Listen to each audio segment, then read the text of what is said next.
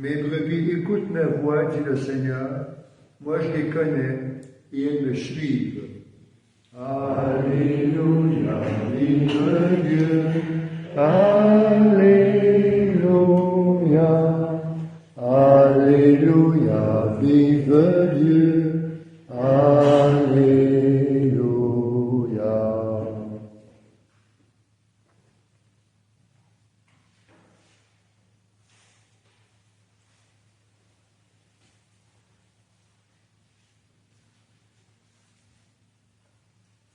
Le Seigneur est souhaité avec vous. Et avec votre esprit. Annonce de l'Évangile de Jésus-Christ selon saint Luc.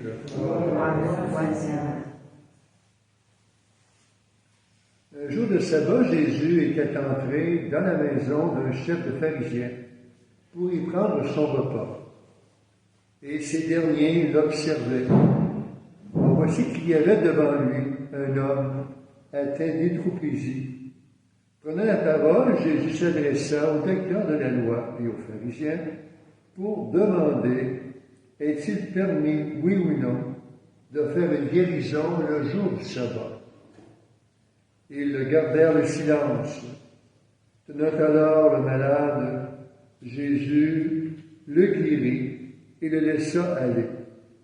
Puis il leur dit « Si l'un de vous a un fils ou un bœuf qui tombe dans un puits, ne va-t-il pas aussitôt l'en retirer, même le jour du sabbat? » Ils furent incapables de trouver une réponse.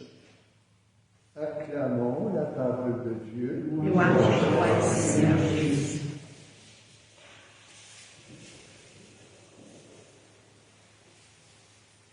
Dans le premier texte qu'on a entendu, vous avez remarqué que Paul nous partage un peu une douleur, une tristesse.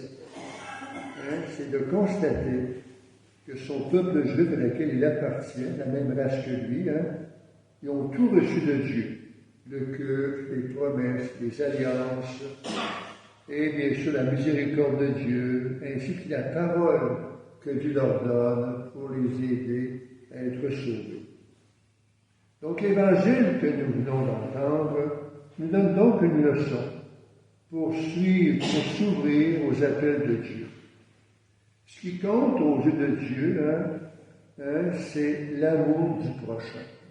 C'est non pas la loi, mais c'est cet amour de l'autre, puis le bien qui peut être fait pour lui, de ne pas négliger de le faire, même un jour de sabbat.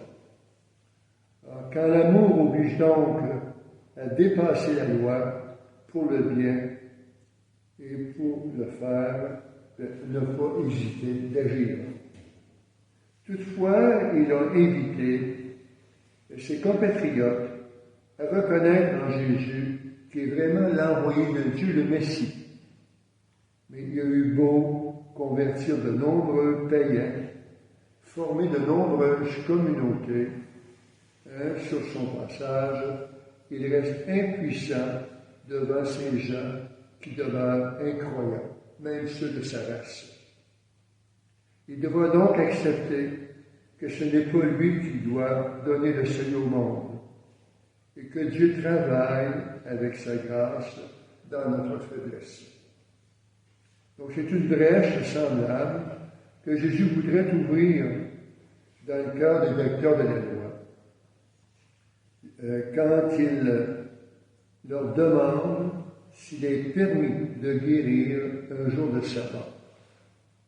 Alors, ce n'est pas le mot sabbat qui est important ici, c'est le mot guérir dont Jésus veut faire valoir dans son langage.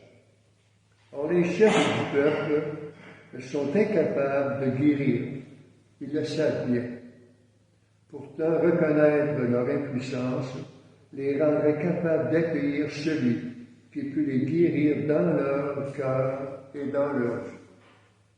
Donc, l'attitude de ces pharisiens face à la loi et à leur croyance rend leur religion parfois inhumaine. C'est aussi, par exemple, le constat qu'on peut faire, qu'on peut réaliser aujourd'hui sur certaines sectes qui vont se refuser de fêter Noël, de fêter la Vierge Immaculée Conception et bien sûr la résurrection du Christ. Donc en se refusant à ces valeurs, à ces points marquants de notre foi, on peut les découvrir qu'ils ne sont pas de la même famille que nous. Donc Dieu n'entre pas dans nos vies par la force, il entre plutôt par nos faiblesses, pour nous manifester toute sa puissance et pour guérir chacun de nous devant nos refus, il nous invite à nous laisser transformer. Amen. Amen.